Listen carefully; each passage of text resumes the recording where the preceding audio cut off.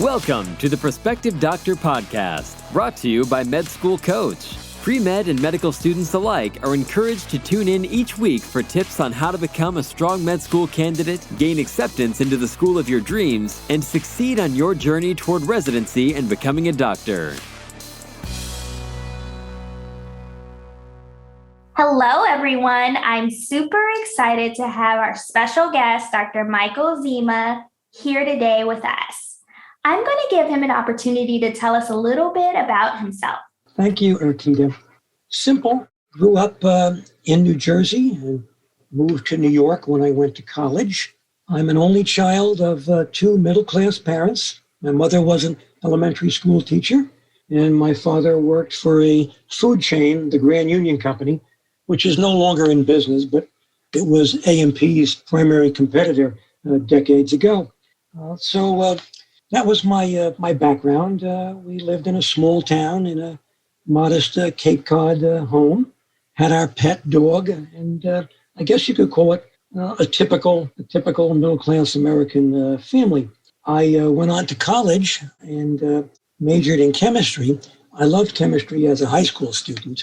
Had a great role model chemistry teacher, Mr. Gunther. I'll never forget him.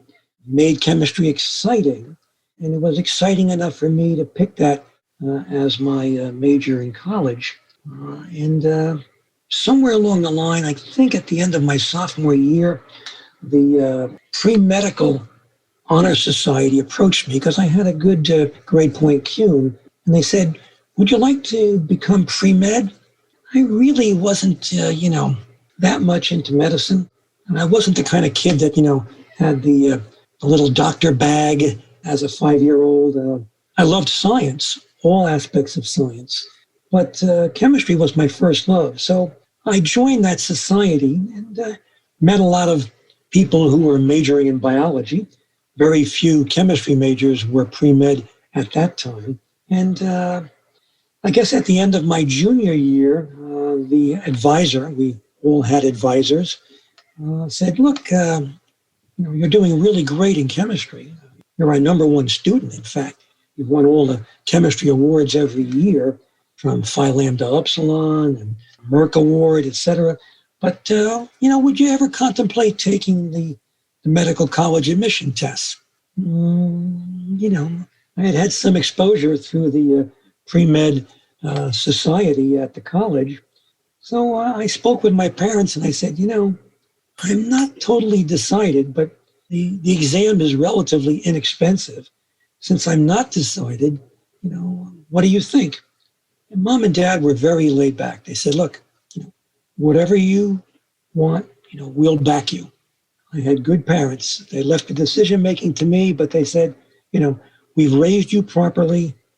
We know you'll make good decisions. Whatever you decide, we're behind you." So I took the MCATs, did fairly well, and then applied, not only in my senior year to some chemistry PhD programs, but applied to 3 or 4 medical schools, and did well on both ends. Some of the high-end chemistry programs wanted me, and 3 medical schools accepted me. Now decisions, but went ahead and again approached my parents and said, "I've got a scholarship to the chemistry program, but the medical school is a pay, and it's not inexpensive. I don't have that kind of money saved up from my summer jobs. Will you help?" And they said, "If that's what you want, try it for a year. Let's see how you do. You can always go back to chemistry." So I did it, loved it, and the rest is history. Wow. I love how you just took us through your story in such a captivating manner, because a lot of students do have different introductions into medicine. Some do realize it when they're very young of age. Some are introduced just because they're pretty good at school, and then some have other careers, and then they decide that they have this inkling to pursue medicine through other experiences. So it's very wonderful that you were able to share your unique experience. So then you decided to pursue medicine and you went through your medical school curriculum and decided to become a cardiologist. What drove you to do that? Well, again, not quite. As a senior at Cornell Medical in Manhattan, you rotated through a number of what's called sub-internships, where you work side by side with an intern, often doing some of those interns' tasks under supervision, of course, and get to experience a number of different fields. One of those sub-internships that I took was in dermatology, and I loved it. I loved academic dermatology, and at the end of that sub-internship, the director of the department met with me and said, look, I will offer you a dermatology fellowship right now. Just do 1 year of internship at Cornell. I'll hold your spot and I'll take you in. I have never seen anybody perform as a senior.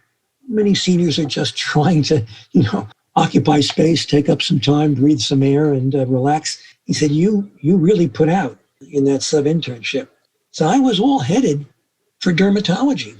So then I take my 1 year medical internship prior to my dermatology residency / fellowship. And I meet Dr. John Morrison at the North Shore University Hospital in Manhasset, Long Island, where I was doing my internship. It was part of the Cornell system of hospitals. And John was another role model, so exciting as we treated patients with acute heart attacks, placed catheters in them, took them to the lab, did echocardiograms, up all night taking care of critically ill patients in shock. I said to myself, dermatology, while I enjoyed it from an academic perspective, the perspective in the community was derm, zits. You really want to take care of zits. You really, dermatology, if it's dry, wet it. If it's wet, dry it. Remember dermatology years ago, before monoclonal antibodies, we had steroids and we had steroids. We had very little in the way of immunosuppressants. So I said, you know what? Cardiology is exciting. I'm going to see if I can get into cardiology program, which means I need to do 2 more years of internal medicine. I was in a tough IM program, but I lined things up with the idea that I would get a cardiology fellowship after that. And I was on my way to my junior year or PGY2 of IM after I completed my internship.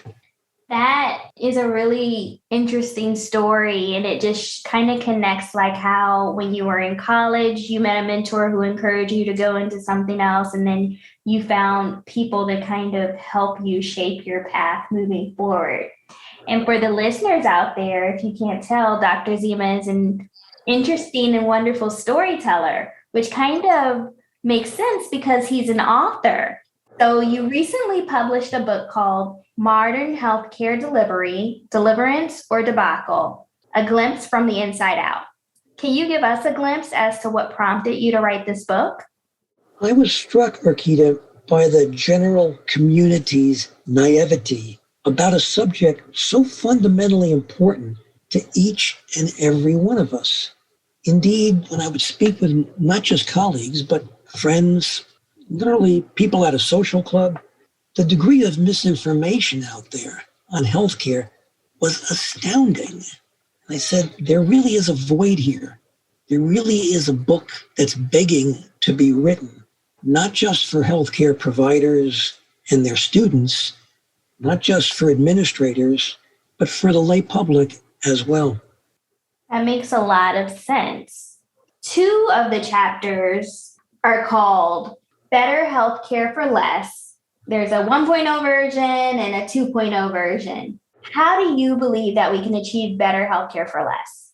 Well, the 1.0 version, chapter 7, deals with the Band-Aids, as I call it in the book, the Band-Aids that have been applied to our healthcare system over the past few decades to attempt to change us from a volume-based system where payment is based upon how much you do, to a value-based system where payment is based upon how much better you make the patient's outcome. Mm-hmm. Included in those would be the pay for performance, which is a model that offers financial incentives to physicians, hospitals, medical groups for meeting certain performance. Accountable care organizations. These are groups of primary healthcare providers that have agreed to be held accountable for both cost and quality for a group of insured beneficiaries. Bundled payments of care, where instead of paying for your surgeon, your anesthesiologist, your internist, your rehab, the insurance company would have a packet of money, a bundle, that you would have to divide amongst those providers and do it as efficiently as you could without sacrificing quality of care. This is the 1.0 version. Unfortunately, as I point out in the book, it just didn't cut it. We just didn't generate enough savings.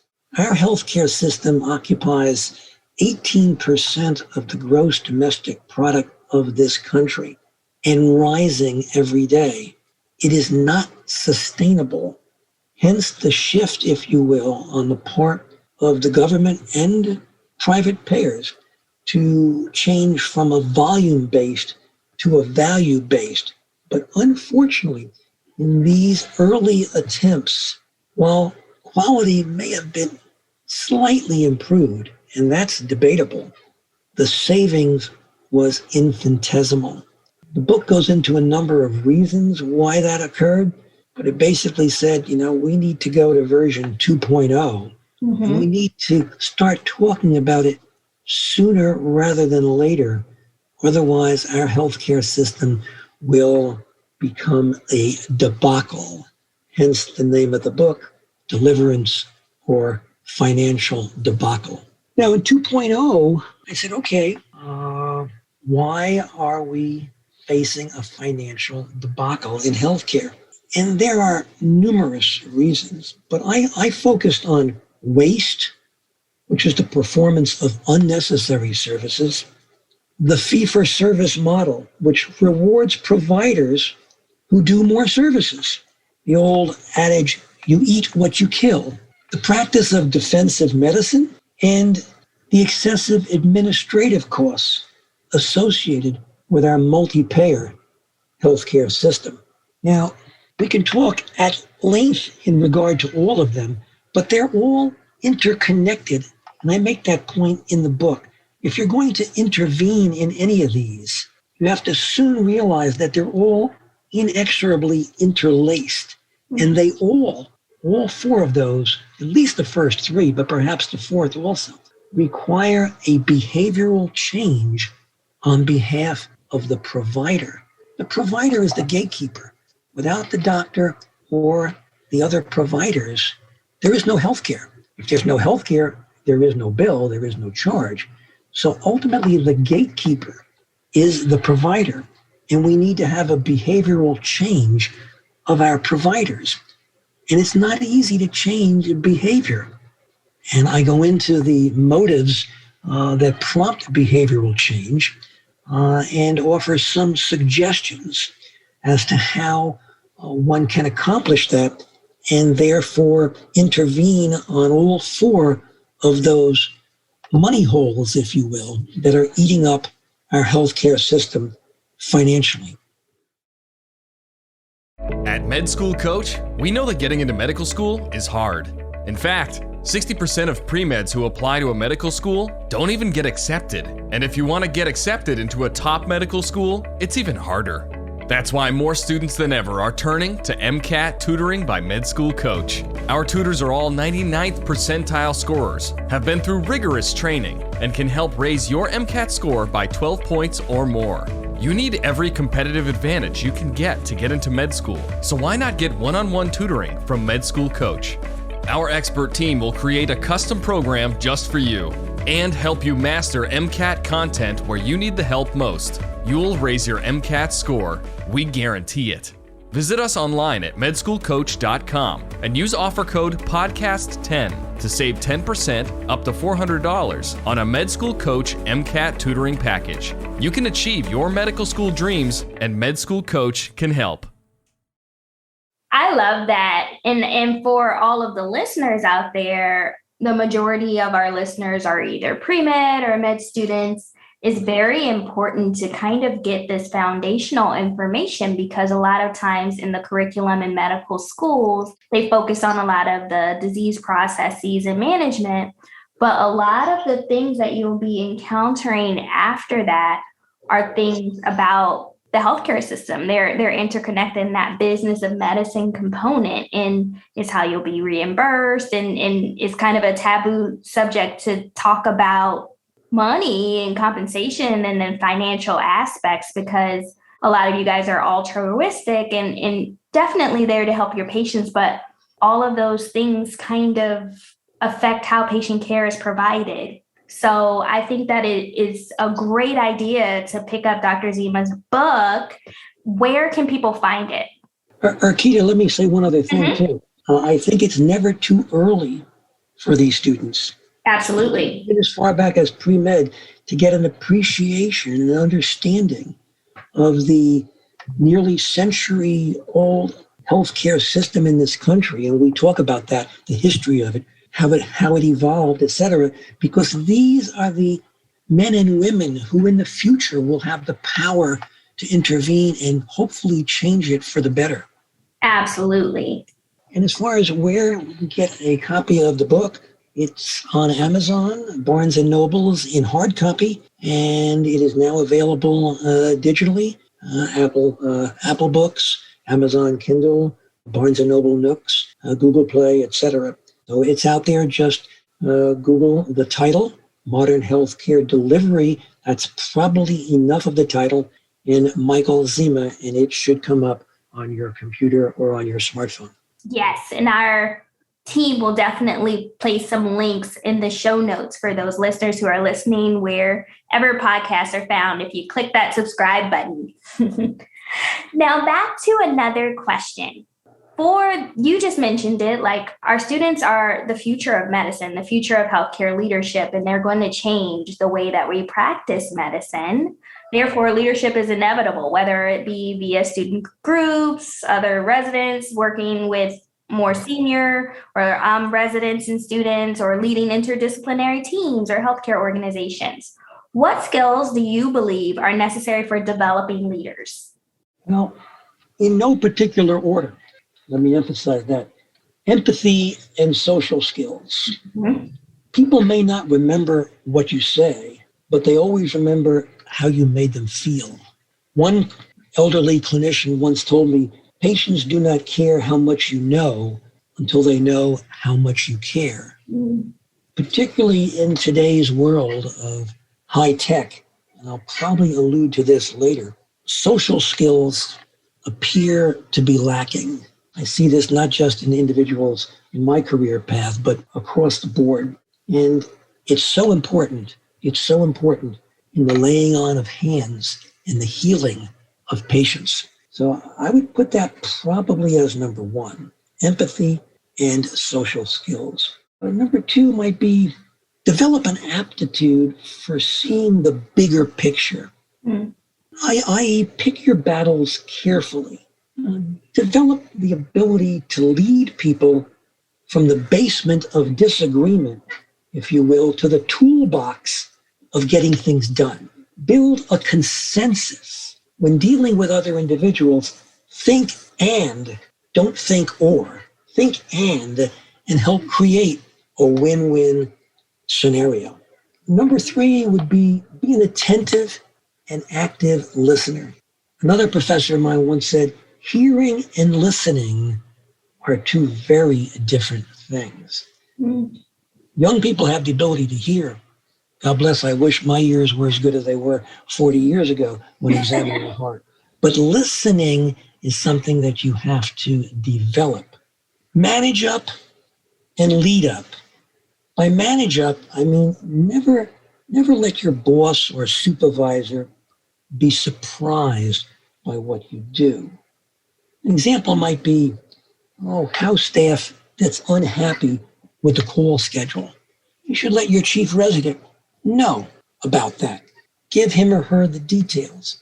Lead up might be going to that chief resident and saying, here's a suggestion that I could give you, boss, on how to possibly make this better. Now, you share key decisions with your supervisor or boss through this process. It doesn't mean copy him with every single email that you send. When you do that, in essence, you're trying to cover yourself, if you will, by making your boss accountable for your job. No. Your supervisor or boss wants you to be accountable. Mm-hmm. So manage up and lead up, but know how to do it properly. Next, maintain transparency, in timeliness, in content, and in follow-up. We hear so much today about transparency in the political world and other places, but certainly it has its place in medicine too. Always maintain transparency. You'll get respect that way. And lastly, use all digital media respectfully and cautiously. Try never to outwardly express your anger on digital media. If you're upset, wait an hour, wait a day if you have to, before addressing a specific issue. Angry outbursts make people defensive. Constructively expressing your concerns, on the other hand, lets others stay open to listening and improving. Remember, what you post on digital media stays with you forever. That's probably my take on leadership skills.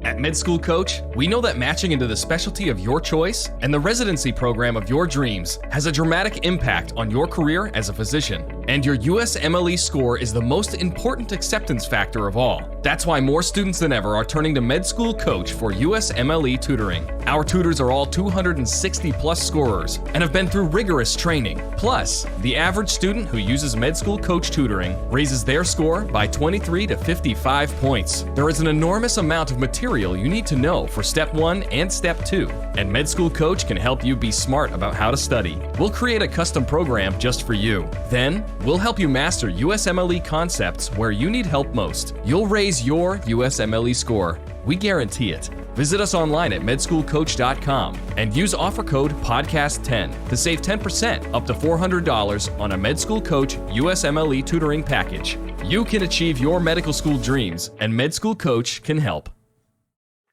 I appreciate that. I think that you gave so many pearls of wisdom that can affect many facets of life, not only at work, because you'll deal with this in school, you'll deal with it on the wards, you'll deal with it when you get a job, but you can also use some of those tips for your daily life. And a lot of it in terms of social media, with there being an uptake in social media, it can be great for patient education or learning and stuff in these days and these times, especially now with the Zoom environment. But knowing and realizing that whatever you post can be brought up and used in the future. So make sure that it's something that you would like to reflect from yourself. And in terms of your first one, when you were talking about empathy first, I loved what you said that one of your mentors told you, and one of my mentors gave me a similar piece of advice where they were like, you may see 20 or 30 patients in a day, but for most people, you're the only doctor that they're going to see. So give them that respect and that time and that encouragement and attention to detail that you would have given your first patient of the day. So I think that for you listeners out there, I can definitely identify, and I wish that someone like Dr. Zema had told me a lot of these things before early on. So it may be a good idea to take out your notebook and rewind this so that you can write those down. So I really appreciate you joining us today. I think that, as I just mentioned, we learned so many valuable points, and I'm looking forward. I haven't read your book yet, but I'm looking forward to purchasing that. I encourage everyone else to take a look at the book as well. And I'll give you an opportunity to tell us goodbye. Thank you so much, Arkita, for your time. If there are any other questions, I'll be more than happy to entertain them for you or your audience. Perfect. Is there any way that someone can reach out to you? There is. I'm on LinkedIn, and if they ask to friend me or to connect with me on LinkedIn, I'd be more than happy to. LinkedIn, of course, is a free service, so any of them that are not on LinkedIn, they can join up immediately. Yes, I would definitely recommend LinkedIn. It's my favorite social media platform, and it's for professional growth, and you can learn and connect from other physicians. So if you don't have a LinkedIn, definitely sign up for one, but also take the advice that we just told you and remain professional on it. So thank you so much. And we're going to end for today. But for all those listeners out there, I just ask that you click the subscribe button, and we'll see you again next week. Bye. Each episode of the Prospective Doctor podcast is brought to you by Med School Coach. To access articles, videos, webinars, and free tools to help you succeed on your journey toward medical school and beyond, visit our website, prospectivedoctor.com. We hope you tune in again next time.